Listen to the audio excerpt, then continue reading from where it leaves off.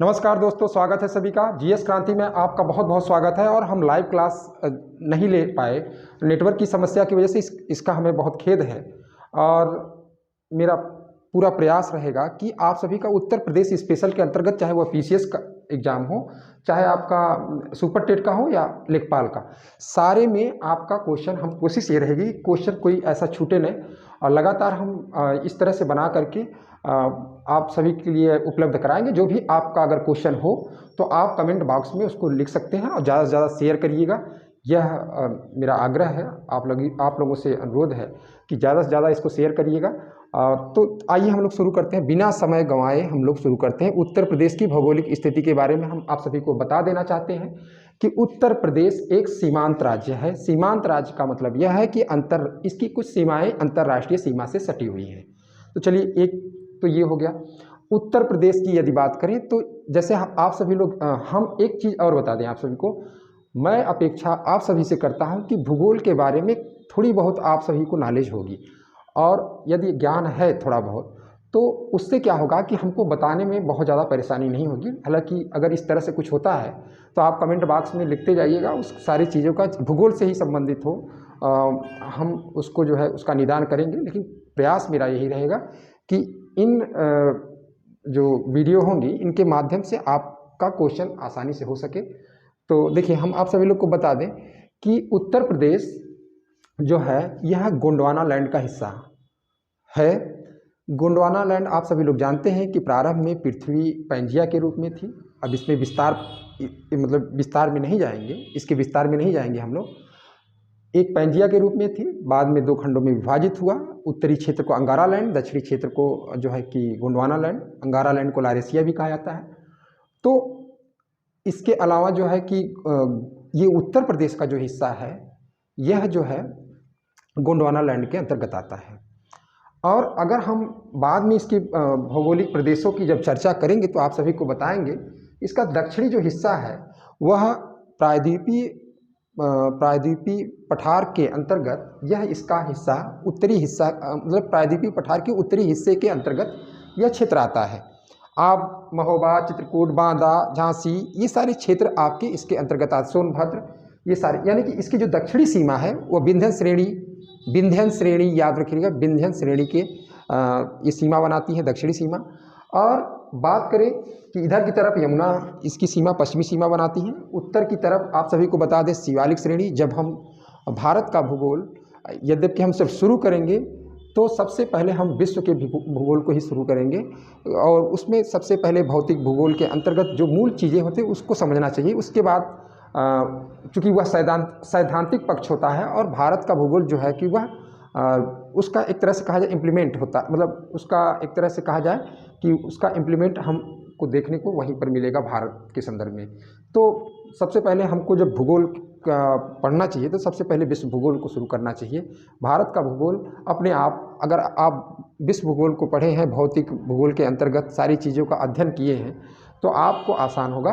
तो यहाँ पर उसकी चर्चा करने के बजाय आइए हम लोग उत्तर प्रदेश के संदर्भ में देखते हैं।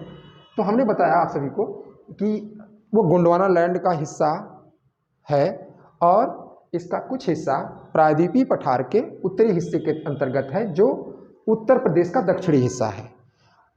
उत्तर का हिस्सा शिवालिक के अंतर्गत है। आप सभी को बता दें, 9 नवंबर 2000 को 13 पर्वतीय जिलों को काट करके अलग कर दिया गया, मतलब कि वह उत्तराखंड बन गया।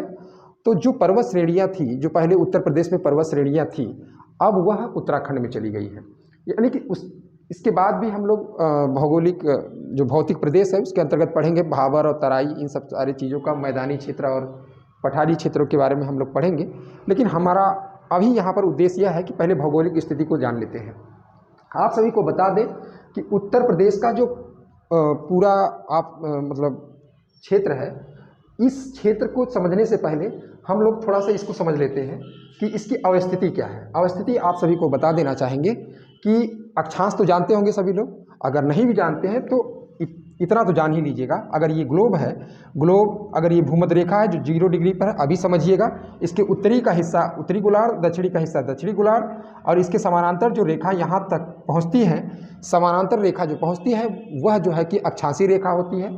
अब इसी को ध्यान में रखकर हम अक्षांशी को समझते हैं, और जो दोनों ध्रुवों को आपस में मिलाने वाली रेखा होती हैं ये जो है देशांतरी रेखा है, ये देशांतरी है, लॉन्गिट्यूड है, और मतलब ये जो देशांतरी रेखा है, और ये लेटीट्यूड माने ये अक्षांशी रेखा है, इसको ये अक्षांशी रेखा है और देशांतरी रेखा। तो इस तरह से हम भूगोल में ये सारी चीज़ों को बताएंगे कि अक्षांश क्या होता है, अक्षांश रेखा क्या होती है, देशांतर क्या होता है, देशांतरीय रेखा क्या होती है, इन सारी चीज़ों की चर्चा हम भूगोल में करेंगे। तो पहले तो आप सभी लोग को इन सब चीज़ों से परिचय इनकी सबकी देते हैं हम।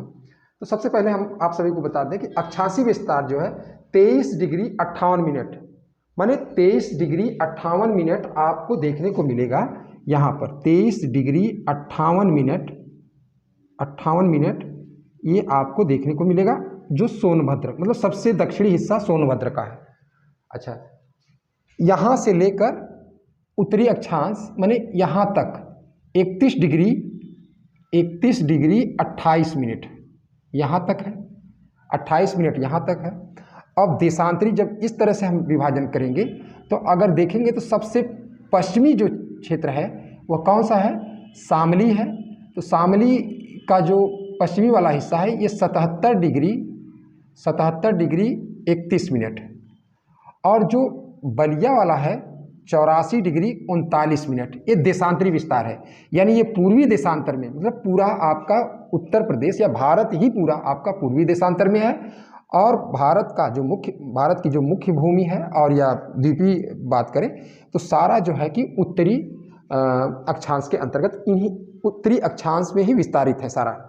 तो यहाँ पर आप सभी को ये याद रखना होगा 23 डिग्री 58 मिनट से लेकर 31 डिग्री 28 मिनट तक, और देशांतरी विस्तार आपका 77 डिग्री 31 मिनट से लेकर 84 डिग्री 39 मिनट तक। अगर अब बात करें कि इसका उत्तर से और दक्षिण तक, मतलब उत्तरी और दक्षिणी हिस्सा मतलब कितना किलोमीटर का है, तो उत्तर से दक्षिण की अगर बात करेंगे हम तो यह 240 किलोमीटर है, माने उत्तर से दक्षिण।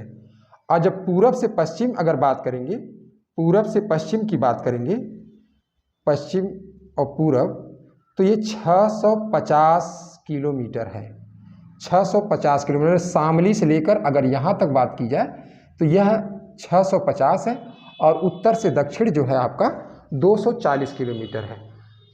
सब उत्तर प्रदेश का सबसे उत्तरी जिला सहारनपुर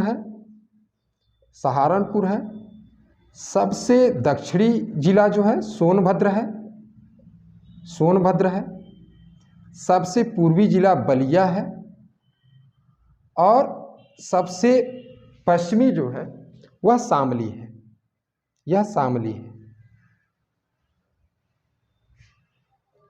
तो इतना आप सभी लोग पहले तो याद कर लीजिएगा। सबसे उत्तरी जो जिला है, सबसे उत्तरी छोर पर जो स्थित है वो सहारनपुर है, और सबसे दक्षिणी छोर पर जो स्थित है वह सोनभद्र है, और सबसे पश्चिम में जो है वो शामली है, और सबसे पूर्व में बलिया है।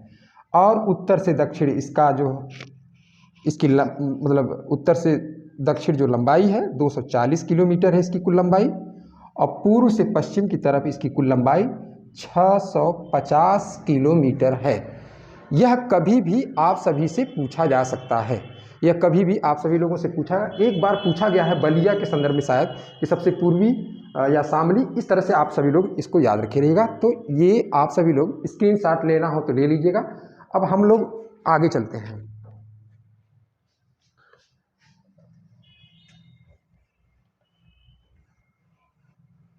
आगे हम लोग देखेंगे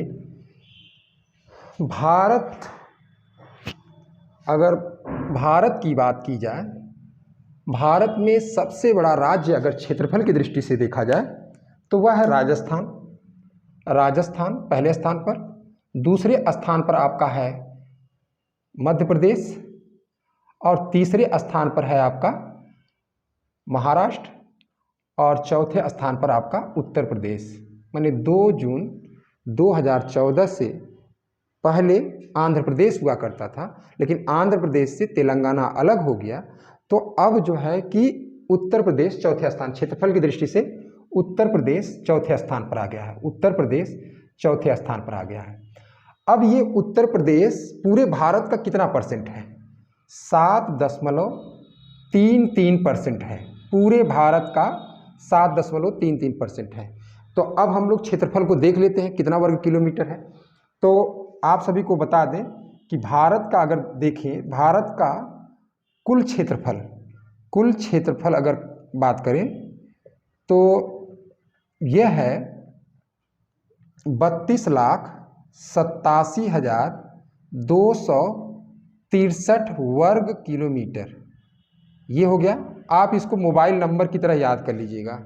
मान लीजिए कभी पूछा जा सकता है, यूपी SSSC में पूछा जा सकता है, 32,87,263 वर्ग किलोमीटर है। ये तो पूरा भारत का हुआ।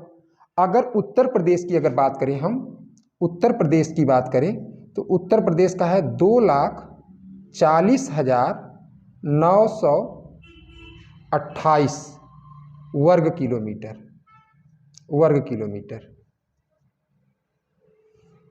2,40,928 वर्ग किलोमीटर है। और ये 32,87,263 वर्ग किलोमीटर है। ये 2,40,928 है। अब हमने पहले ही बता दिया कि भारत के कुल क्षेत्रफल का उत्तर प्रदेश का जो क्षेत्रफल है वह 7.33% है। तो ये अगर इस तरह से पूछा जाता है, क्वेश्चन पूछे जाने की संभावना पूरी है कि राजस्थान और मध्य प्रदेश, महाराष्ट्र, उत्तर प्रदेश माने चौथे स्थान पर है क्षेत्रफल की दृष्टि से। और कुल क्षेत्रफल में भारत का जो उत्तर प्रदेश का जो क्षेत्रफल है 7.33%। और भारत का कुल क्षेत्रफल जो है वह 32,87,263 है और उत्तर प्रदेश का 2,40,928। इसको आप मोबाइल नंबर की तरह याद कर लीजिएगा। अगर आप मोबाइल नंबर की तरह याद करेंगे तो यूपी SSSC में, PCS में भी पूछा जा सकता है, ऐसा कुछ नहीं है, लेखपाल में भी पूछा जा सकता है। तो ये दोनों याद कर लेंगे तो अगर क्वेश्चन पूछा जाता है आप सभी से तो आप आसानी से कर पाएंगे। अब आइए हम लोग देखते हैं इसके आगे कि जो सीमा पर जो ज़िले हैं, कौन कौन से ज़िले हैं और कितने राज्यों से सटे हुए हैं, कितने केंद्र शासित प्रदेशों से सटे हुए हैं। अब देखिए, यही चुनौती नहीं है बल्कि सबसे आसान है। ये आसान तब होगा, लगभग 36 ज़िले हैं लगभग जो किनारे पर हैं। अगर इन किनारों के ज़िलों को हम लोग एक दो बार देख लें तो हमको बहुत आसानी से इसकी समझ और याद आगे पीछे जो है वो समझ में आ जाएगा। अगर ये 36 को हम लोग जान लेंगे, जो 36 है अभी देख लेंगे 36 है, तो इसके अगल बगल को अगर देख लेंगे तो मैंने 75 जिला तो होता ही है, इसके अगल बगल वाले ज़िलों को देख लेंगे तो और आसान हो जाएगा। तो वो 30 और आप मतलब 30-35 और याद कर लीजिए। इस तरह से आपका पूरा टोटल याद हो जाएगा। मैंने 75 जिलों में 36 ज़िले अगर ये किनारे पर हैं, जिसकी अभी चर्चा हम करेंगे, जो याद करना बहुत ज़रूरी है क्योंकि अक्सर परीक्षा में पूछा जाता है। अगर हमारे दिमाग में होगा भी कि कहाँ पर बरेली कहाँ है, पीलीभीत कहाँ है, देवरिया कहाँ है, बलिया कहाँ है, ये अगर हमारे दिमाग में रहेगा तो जो चीज़ें फैक्ट के अंतर्गत पूछी जाएंगी तो ये याद करने में भी आसान होगा। तो आप सभी को पहले तो ये बता देना चाहते हैं कि एकमात्र देश है नेपाल। नेपाल से लगभग 7 जिले जो है टच करते हैं, स्पर्श करते हैं।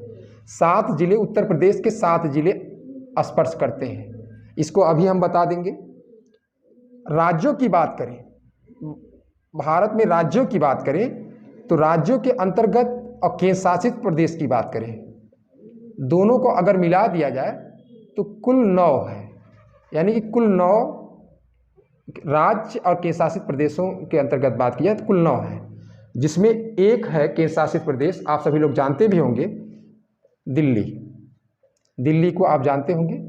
और जो 8 हैं उनमें आप मध्य प्रदेश, बिहार, हरियाणा,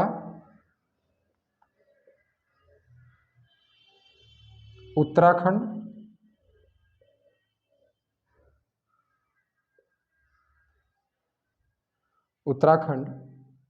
राजस्थान,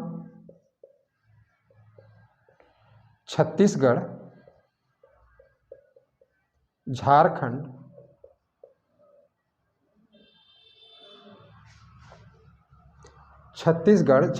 बिहार,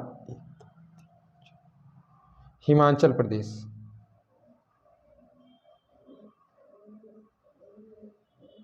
एक, दो, तीन, चार, पाँच, छः, सात, 8 जिले हैं आपके। अब देखिए ये लगभग 8 राज्य हैं, 8 राज्य हैं, सॉरी। ये 11 जो है कि जिले इससे स्पर्श करते हैं। बिहार से लगभग 7 जिले, उत्तराखंड से 7 जिले, हरियाणा से 6 जिले, राजस्थान से 2 जिले,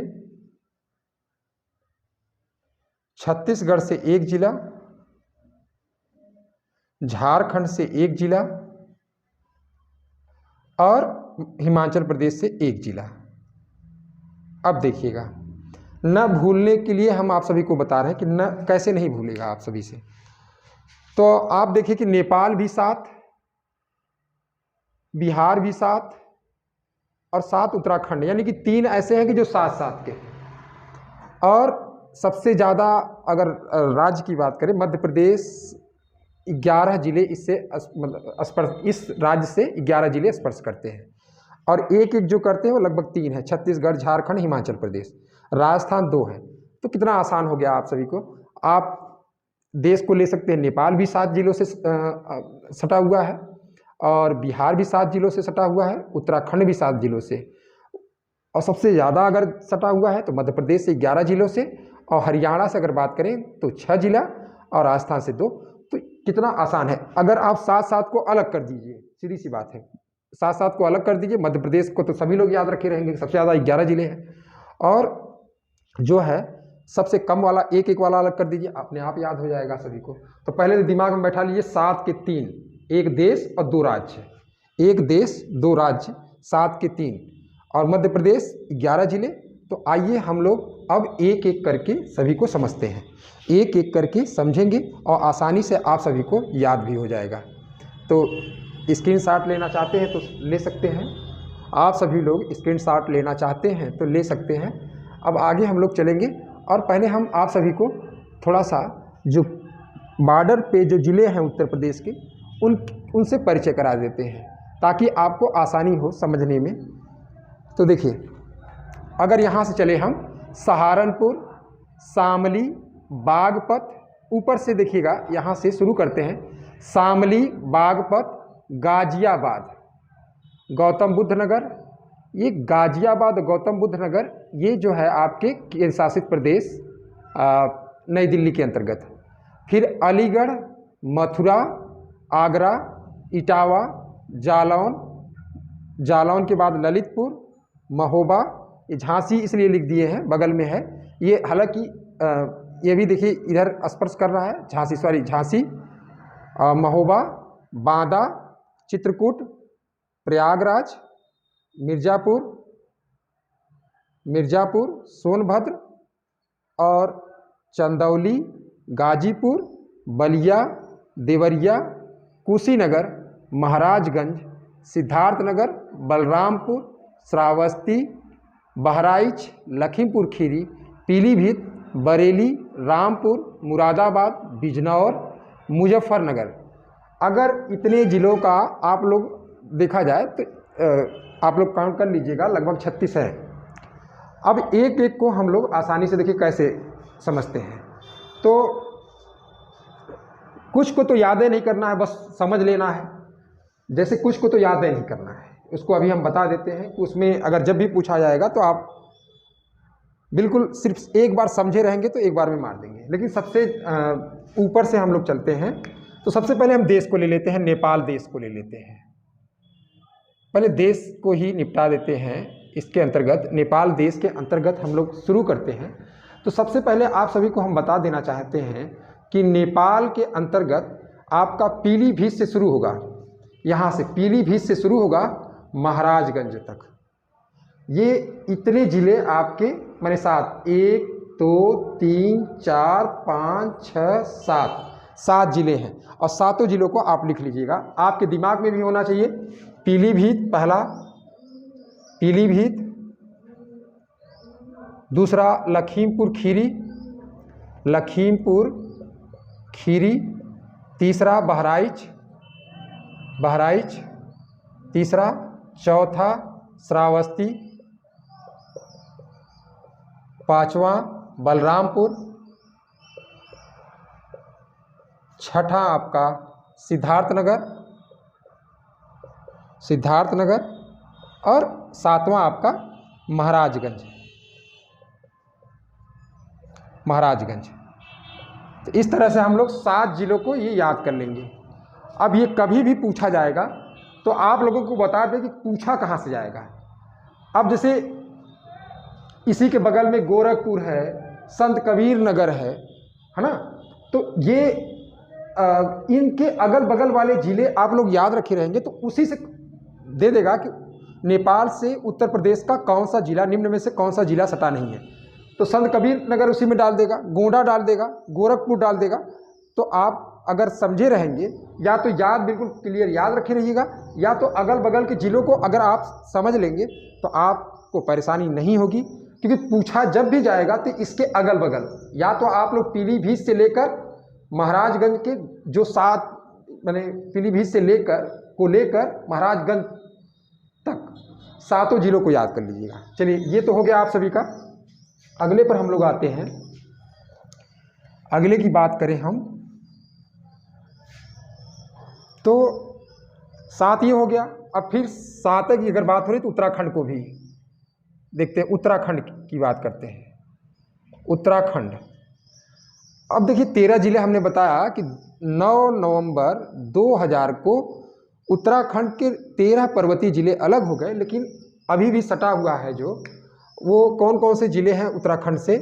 तो सहारनपुर, सहारनपुर, दूसरा मुजफ्फरनगर, मुजफ्फरनगर, तीसरा बिजनौर, बिजनौर, चौथा मुरादाबाद, मुरादाबाद, पांचवा रामपुर, रामपुर, छठा बरेली और 7वां पीलीभीत। अब देखिए पीलीभीत नेपाल में भी आपको याद रखना है और इसमें भी याद रखना है। तो 7 ये भी हो गए, यानी कि यहाँ से सहारनपुर, मुजफ्फरनगर, बिजनौर, मुरादाबाद, रामपुर, बरेली, पीलीभीत। माने इसमें भी आपको 7 याद करना है इधर भी, और 7 आपको इधर भी याद करना है। यानी कि आपका उत्तराखंड के अंतर्गत 7 को आपको याद कर लेना है। यहाँ सहारनपुर से शुरू करना है और सहारनपुर से शुरू करके पीलीभीत तक जाना है, और जब नेपाल की बात आएगी तो पीलीभीत से शुरू करके महाराजगंज तक जाना है। तो यहाँ पर आप सभी लोग समझ गए होंगे, तो इसको लिख लीजिएगा सभी लोग। सहारनपुर, मुजफ्फरनगर, बिजनौर, मुरादाबाद, रामपुर, बरेली और पीलीभीत। तो यहाँ पर आगे हम लोग देखते हैं, आगे हम लोग देखते हैं 7 तो ये हो गया। अब बिहार को देख ले। जितने भी 7 हैं, 7 जिले स्पर्श करते हैं, चाहे वो अंतर्राष्ट्रीय सीमा पर स्थित हैं या राज्यों के संदर्भ में। तो 3 आप सभी को बताया गया था, नेपाल, उत्तराखंड और बिहार। तो बिहार को भी हम लोग देख लेते हैं। बिहार के भी 7 जिलों को देख लेते हैं। तो बिहार के 7 जिले जो हैं वो कौन कौन से हैं उसको देख लेते हैं। महाराजगंज, अब यहाँ से शुरू करिए। महाराजगंज से लेकर यहाँ सोनभद्र तक, सोनभद्र तक आप लोग देखिएगा, ये पूरा आपका आ जाएगा। तो 7 जिले देखिए इसमें भी। पहला महाराजगंज, दूसरा कुशीनगर, देवरिया, देवरिया, बलिया, बलिया और गाजीपुर, गाजीपुर और छठा चंदौली और चंदौली, और सातवां आपका सोनभद्र। सोनभद्र, अब देख लीजिए आप, 7 हो गई ये भी। तो 7 आप जितने भी हैं 7 देखिए आप सभी को याद हो गया होगा। यहाँ से महाराजगंज से शुरू करते हैं, महाराजगंज, कुशीनगर, देवरिया, बलिया, जो सबसे पूर्वी छोर पर स्थित है बलिया, बलिया, गाजीपुर, चंदौली, इसी गाजीपुर के इधर जो है कि आपको मऊ, आजमगढ़, जौनपुर, वाराणसी, ये सारे क्षेत्र मिलेंगे। तो चंदौली, सोनभद्र और मिर्ज़ापुर नहीं, सोनभद्र तक आप सभी लोग को बताया गया कि 7 जिले हैं। अब तो 7 वाला तो झंझट समाप्त हो गया आपका, आपकी समस्या तो समाप्त हो गई। इसको भी लिख लीजिएगा सभी लोग। आगे हम लोग चलते हैं, क्योंकि इसको इसलिए बता रहे हैं ताकि जब भी क्वेश्चन इससे पूछा जाएगा आप सभी से, आप आसानी से उसको कर पाएंगे। उसको आसानी से तभी कर पाएंगे जब आप अच्छी समझ होगी तब। अब आगे आते हैं हम लोग, मध्य प्रदेश को देखते हैं। तो मध्य प्रदेश के अंतर्गत आप सभी लोग पहले ही बताया गया कि 11 जिले हैं, 11 जिले हैं। अब यहाँ से हम लोग चलते हैं, आगरा से शुरू करते हैं। आगरा भी सटा हुआ है मध्य प्रदेश। तो आगरा, पहला आगरा, दूसरा इटावा, इटावा, तीसरा जालौन, जालौन, झांसी, झांसी, ललितपुर, ललितपुर, छठा महोबा, क्रम से अगर याद रखे रहेंगे, 7वां महोबा के बाद बांदा, 8वां चित्रकूट नगर, चित्रकूट, चित्रकूट, और 9वां प्रयागराज, प्रयागराज, 10वां मिर्ज़ापुर, और 11वां सोनभद्र, सोनभद्र। ये अब देखिए, आप अगर इन ग्राहों को कैसे याद करेंगे, आप यहाँ से शुरू करिए। सोनभद्र एक ऐसा जिला है जिससे 4 राज्य सटे हुए हैं, 4 राज्य स्पर्श करते हैं, झारखंड, छत्तीसगढ़, मध्य प्रदेश, बिहार, झारखंड, छत्तीसगढ़ और मध्य प्रदेश, यानी कि 4 जिले आपके सटे हुए हैं, स्पर्श करते हैं। तो ये सोनभद्र, तो यहाँ से आपको मध्य प्रदेश भी है, तो सोनभद्र से शुरू करते हैं। सोनभद्र, मिर्ज़ापुर, प्रयागराज, चित्रकूट, बांदा, महोबा, आपका ललितपुर, ललितपुर के बाद आपका झांसी, जालौन और इटावा और आगरा। ये आप सभी को याद रखना होगा, ये आप सभी को याद रखना होगा कि आगरा तक, आगरा से लेकर सोनभद्र तक, आगरा से लेकर सोनभद्र तक आप सभी को याद रखना है। तो 11 ये जिले आप सभी को याद होना चाहिए। आगे हम लोग चलते हैं, आगे हम लोग चलते हैं। तो ये हो गया। अब हरियाणा बचा और हिमाचल प्रदेश, और जो एक एक वाले मतलब हैं, हरियाणा के बाद एक एक वाले, राजस्थान उसके बाद है। तो हरियाणा के बारे में हम लोग देख लेते हैं। हरियाणा तो 6 जिले हैं, इससे 6 जिले हैं, तो 6 जिलों को हमको याद कर लेना है। तो पहला हम लोग हरियाणा का सहारनपुर से शुरू करते हैं। सहारनपुर, सहारनपुर, दूसरा शामली, तीसरा बागपत, बागपत, चौथा आपका गौतम बुद्ध नगर, गौतम बुद्ध नगर, 5वां अलीगढ़, और छठा आपका मथुरा, मथुरा। तो देखिए मथुरा, ये 6 जिले हैं, लेकिन यहीं पर बगल में लिखे हैं गाजियाबाद। तो आखिर गाजियाबाद क्यों नहीं सटा हुआ है? तो चूंकि यहाँ का एक केंद्र शासित प्रदेश है दिल्ली, तो दिल्ली से ये जो भौगोलिक स्थिति इस तरह की है कि गाजियाबाद का जो सीमा है मतलब पूरा कवर हो जाता है दिल्ली से, पूरा कवर हो जाता है दिल्ली से।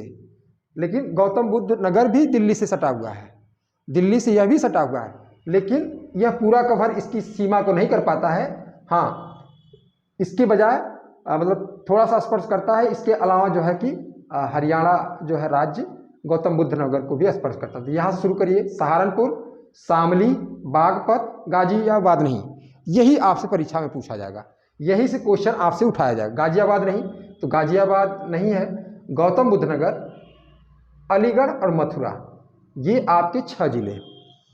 अब बचा जो है आपका राजस्थान, जो 2 जिले इसको स्पर्श करते हैं, इसको तो सभी को याद भी होगा। 2 जिले राजस्थान में 2 जिले जो हैं वह है मथुरा और इटावा, मथुरा और आगरा, मथुरा और आगरा 2 जिले। और दिल्ली की बात करें तो दिल्ली के शासित जो है, दिल्ली केंद्र शासित जो है, इससे भी 2 जिले, गाजियाबाद और दूसरा है गौतम बुद्ध नगर, ये आपका इस तरह से हो जाएगा। तो इस तरह से हमने देखा कि ये जिले आपके राजस्थान।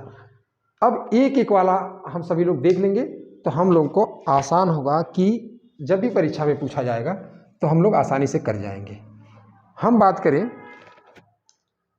एक एक कौन सा है, तो हिमाचल प्रदेश यहाँ पर ऊपर है, तो सहारनपुर से मतलब हिमाचल प्रदेश एकमात्र जिले सहारनपुर से, वो भी बहुत कम, माने हिमाचल प्रदेश एक ऐसा राज्य है जो उत्तर प्रदेश के सबसे मतलब सहारनपुर जिले से सबसे कम सीमा बनाता है। हालांकि स्पर्श करता है, अगर देखा जाए कि सीमा पर स्थित राज्यों में सबसे कम सटा हुआ अगर बात किया जाए तो सहारनपुर है आपका। तो सहारनपुर तो हिमाचल प्रदेश से जो सटा हुआ है, हिमाचल प्रदेश से जो सटा हुआ है वह है सहारनपुर, हिमाचल प्रदेश से जो सटा हुआ है वो सहारनपुर है। और सभी लोग को पहले ही बता दिया गया, सोनभद्र एक ऐसा जिला है उत्तर प्रदेश का जो झारखंड से भी सोनभद्र और छत्तीसगढ़ से भी सोनभद्र, बिहार से भी सोनभद्र और मध्य प्रदेश से भी सोनभद्र। लेकिन ये तो स्पर्श ये सोनभद्र जिला करता है इन सबसे, लेकिन सबसे कम अगर स्पर्श पूरे उत्तर प्रदेश में कोई जिला किसी राज्य से करता है तो वो सहारनपुर है, सबसे कम। इस बात को याद रखे रहिएगा। अब हम लोग बात करेंगे कि कौन सा जिला है जो सबसे कम जिलों से सटा हुआ है। तो आप सभी को हम बता देना चाहेंगे, सबसे कम जो सटा हुआ है वह ललितपुर, केवल एक झांसी से सटा हुआ है, केवल एक झांसी से सटा हुआ है ललितपुर। इसको याद रखिएगा, ललितपुर सबसे कम सटा हुआ मतलब सबसे कम जिलों से सटा हुआ आपका जिला है। तो इस तरह से हम लोगों ने आज देखा, और कल जो है कि इसके कुछ इतिहास मतलब किस तरह से कब अलग अलग इसका नामकरण हुआ, इसकी राजधानी में क्या परिवर्तन हुआ, इन सब चीज़ों के अलावा इनके प्रतीक चिन्हों के तमाम इनके पक्षों पर हम लोग नज़र डालेंगे और आसानी से हम लोग को समझ में अगर आप सभी को समझ में आ गया हो तो यहाँ पर आपको बहुत ही आसानी से समझ में आ जाना चाहिए। और यहाँ पर देखिएगा कि जो बताया गया है, तो आज यहीं तक, कल इसके आगे हम लोग बढ़ेंगे। और अगर कोई क्वेश्चन है, अगर नहीं समझ में आया है तो आप कमेंट बॉक्स में उसको लिख सकते हैं, और ज़्यादा से ज़्यादा आप लोग शेयर करिए। और शेयर करने के अलावा आप सभी मेरी मतलब आप सभी से मेरी मतलब आप सभी से अपेक्षा ये रखता हूँ कि आप सभी लोग जो है कमेंट बॉक्स में मतलब ये तो लिख दीजिए कि आपको समझ में आ रहा है या नहीं आ रहा है। इस बात को लिखते रहिएगा ताकि हम समझ पाएँ कि कहाँ पर आप लोग समझ नहीं पा रहे हैं, उसी के हिसाब से हम अपनी रणनीति चेंज करेंगे। तो नमस्कार, जय हिंद, जय भारत। कल पुनः जो है हम यूपी स्पेशल के अंतर्गत एक मतलब उत्तर प्रदेश के तमाम अन्य पक्षों पर, इसका विकास, इसका नामकरण, तमाम बातों पर हम चर्चा करेंगे। तब तक के लिए जय हिंद, जय भारत।